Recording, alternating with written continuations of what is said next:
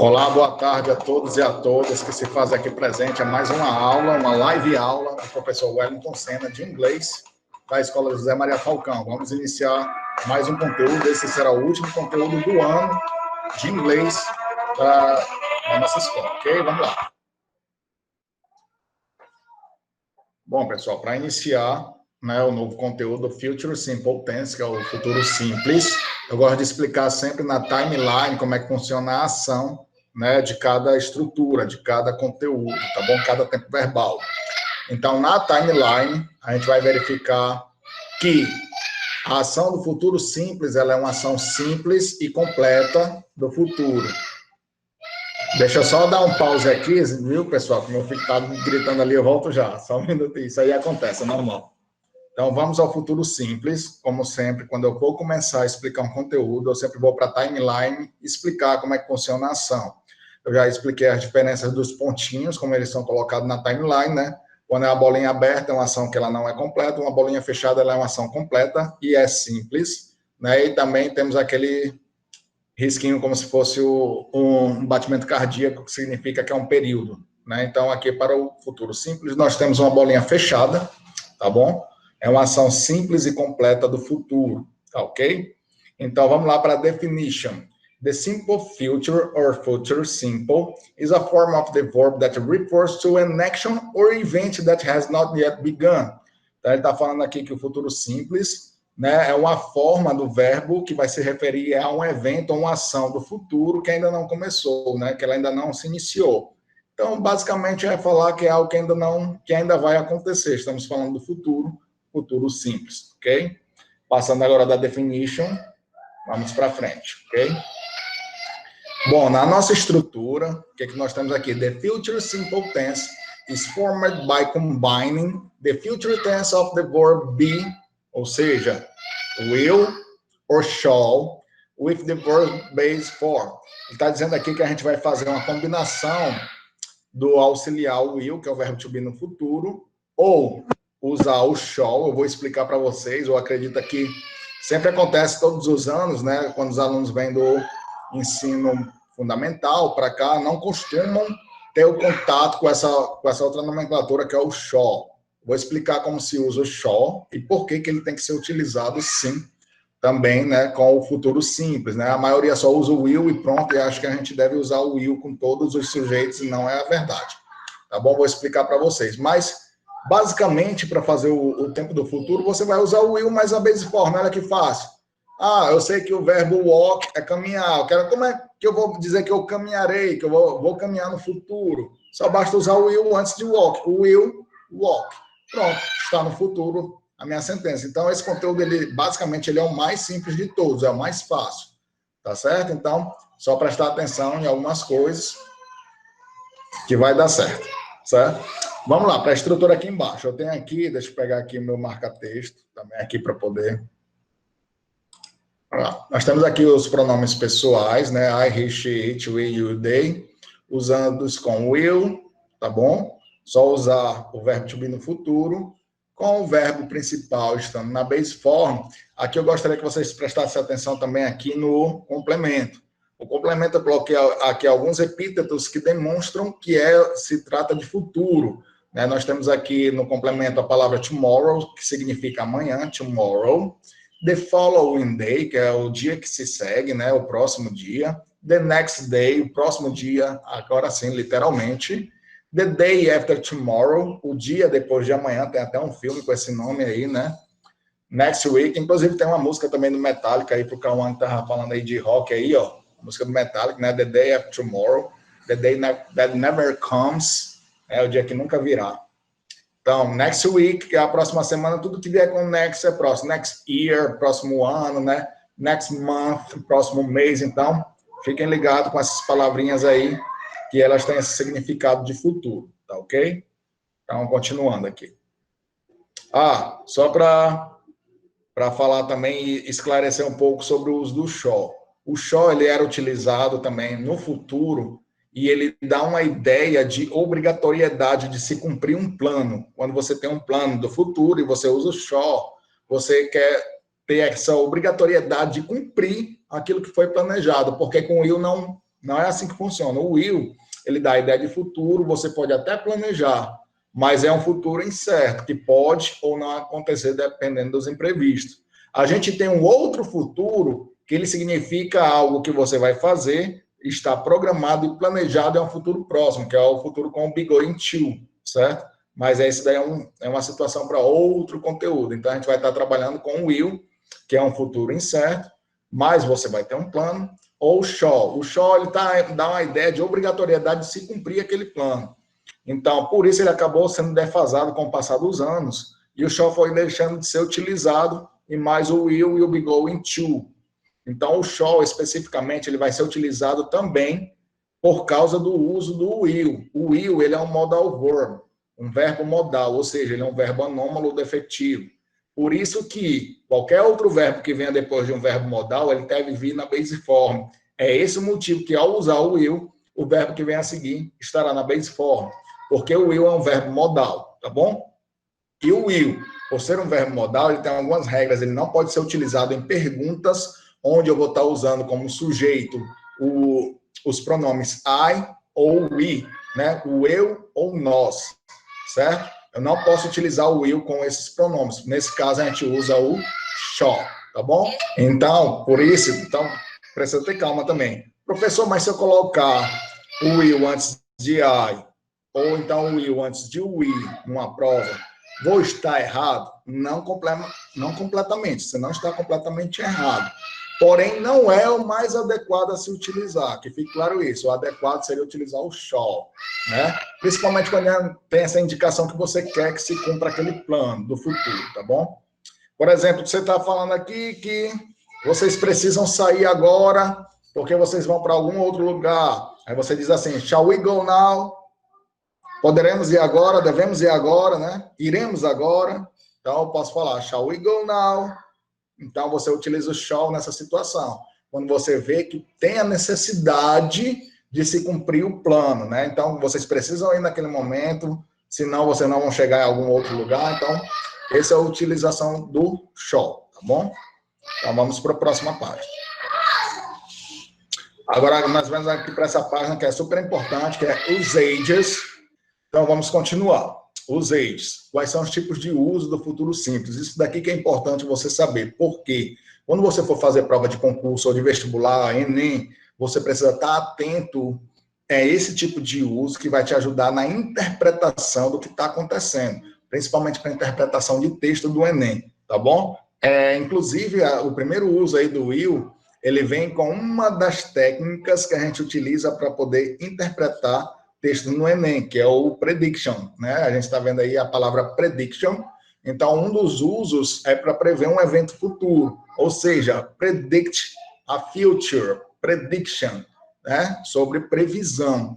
Então, olha lá, e como exemplo tem aí, it will rain tomorrow, vai chover amanhã. É uma previsão, estou prevendo que vai chover amanhã. Não sei se vai chover, mas é uma previsão, estou prevendo que amanhã deve chover. Então, olha só, por que eu estou usando o will? É certeza chover amanhã? Tem como saber se a certeza está chovendo amanhã? Não tem. Então, eu estou apenas fazendo uma previsão. Então, eu uso o will. Não posso usar o shall. Eu não tenho certeza que isso vai se cumprir. E também não posso usar o be going to, que vai chover com certeza amanhã. Não posso dar essa certeza. Então, eu uso, sempre quando eu não tiver certeza, eu uso o futuro com o will. Certo? Ok? Próximo uso. Ó, junto aos termos I ou we, como eu falei aí, termos I ou we, para indicar decisão espontânea, ou seja, o segundo uso, muito importante, spontaneous decisions.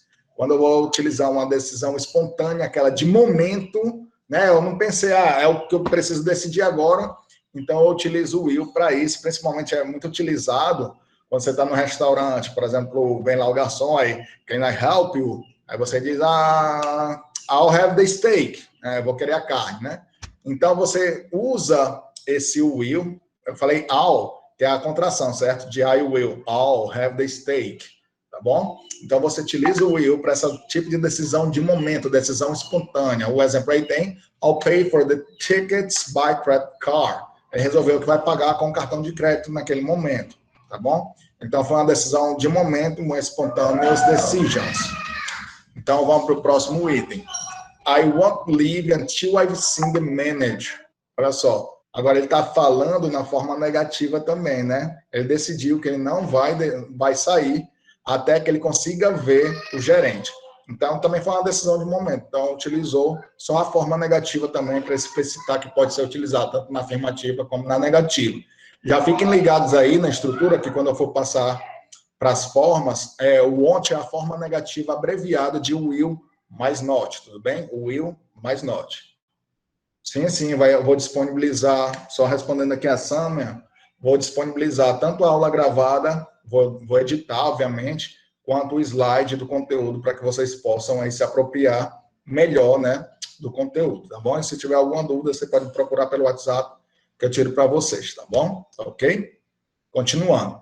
Agora a gente vem aqui, quando junto ao termo I, na forma interrogativa, acompanhado por shall, para fazer uma oferta. Olha aí, ó, oferta, offer.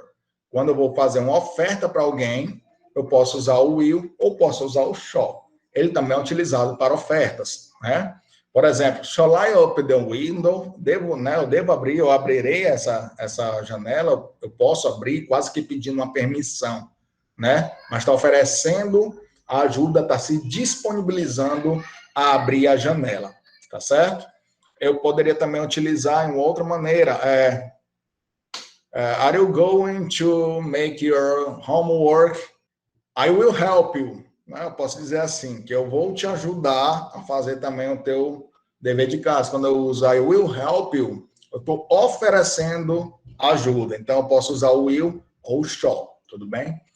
Próximo item aí, tem assim, junto ao termo we, na forma interrogativa, acompanhado por shall também, né, o why e we, para fazer perguntas ou sugestões, né? Nesse caso de pergunta, ele vai estar fazendo uma sugestão, a suggest, certo?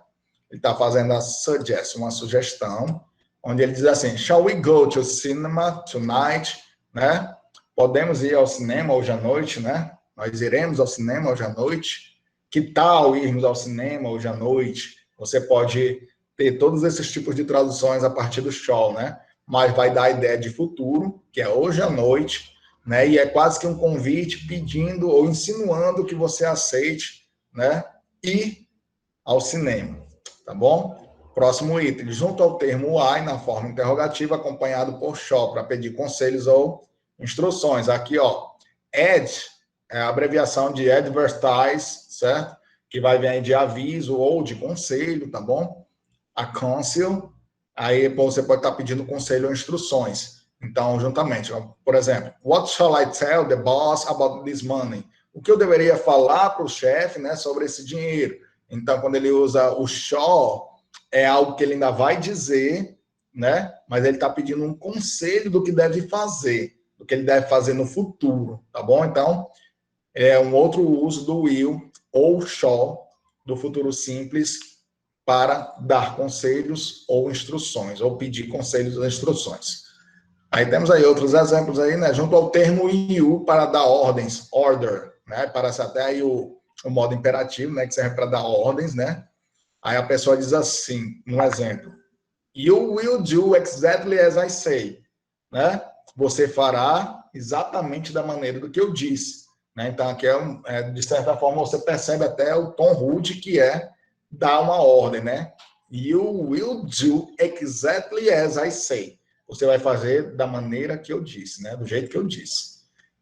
O próximo item tem assim, junto ao termo you, na forma interrogativa para fazer um convite, ou seja, invite. Invite é o próximo tipo de uso do will, do futuro simples, né? Will you come to dance with me? Né? Você virá para dança comigo? Né? Will you marry me? Você vai casar comigo? Né? Então, é um convite, né? É a forma de se pedir em casamento. Você chega para a pessoa e diz assim, will you marry me? Will you marry me? Quer casar comigo? Né? Então, esse convite, formalmente, é dessa forma, que é feito com will, né? E também a ideia de convite. Temos também o último uso aí, que também é bem importante, que é promises, que é fazer promessa, né? I'll do it in a second.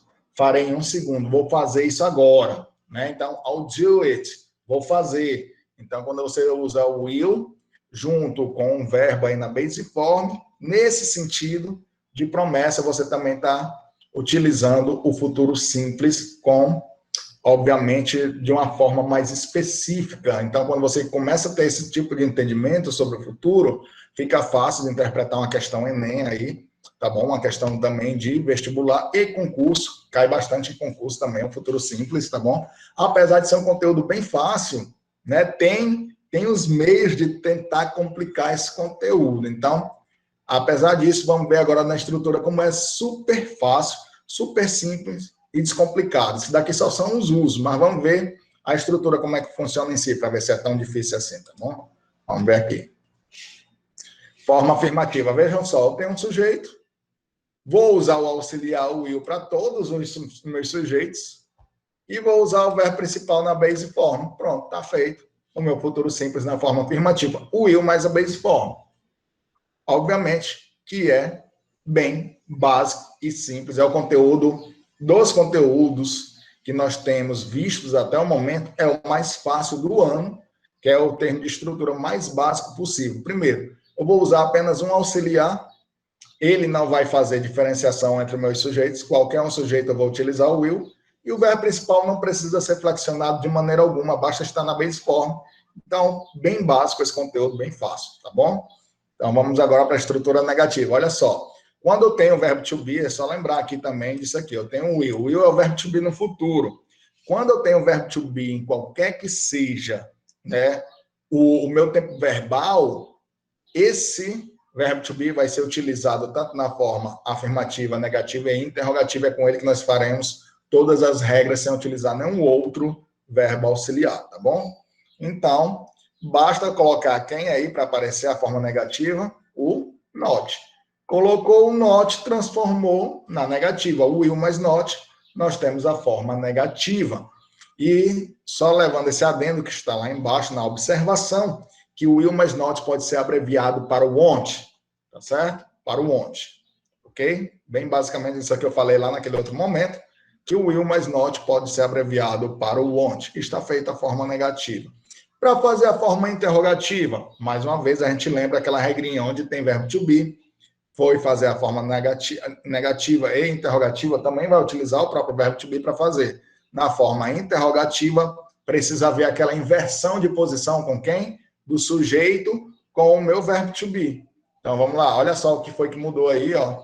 O verbo to be ou o shall vem para o começo, depois que vem um sujeito, e em seguida vem um verbo que vai continuar na base form em todas as formas, e não esquecer no finalzinho um pontinho de interrogação, tá bom? Por que que o shall está ali no começo? Agora, na forma interrogativa, é que é onde mais aparece o uso do shall, certo? A gente usa também na forma afirmativa, porém, ele é mais óbvio de ser utilizado ou ser encontrado nas formas interrogativas, tá bom? Porque ele vai ser utilizado com esses dois sujeitinhos aqui, ó, I e o we. Para os demais, eu uso o will. Professor, mais uma vez, eu vou fazer aquela pergunta, aquele questionamento. Se eu botar o will antes de I, antes de we, está errado? Não está errado, mas também não está correto, né? Nem concordo, nem discordo, muito pelo contrário. Só que aí esse caso é o seguinte, quando você tem essa situação, ele não está errado, mas também não está completamente certo. Você precisa entender que não é adequado você estar usando o will com esses dois sujeitos, por causa que o will é um verbo modal e ele, para fazer pergunta, ele não pode ser utilizado com I e com o will. É das regras desse modal, tá bom? Então, basicamente é isso. Você usa o shall antes de I ou we. Pode usar o will para todas, pode, né? Eu acredito que muitos de vocês, quando passaram por esse conteúdo aí no fundamental, devem ter conhecido apenas o will. Não sei quantos de vocês conheceram o shall. Se não conheceram, estão conhecendo nesse momento agora com o professor Wellington, não pode deixar passar, certo? Então, é muito importante, porque isso cai em concurso, essa palavra shall, ela é muito utilizada, exatamente para saber se você tem o conhecimento que o shall vai dar ideia de futuro no lugar do will, porque todo mundo conhece o will, mas não o shall. Então, é mais fácil utilizar a exceção da regra, que é para ver se o aluno ele tem esse conhecimento, tá bom? Ok? Então, feita a forma interrogativa. Ok? Então, essa foi nossa aula de hoje. Espero que tenham gostado do conteúdo. Ok?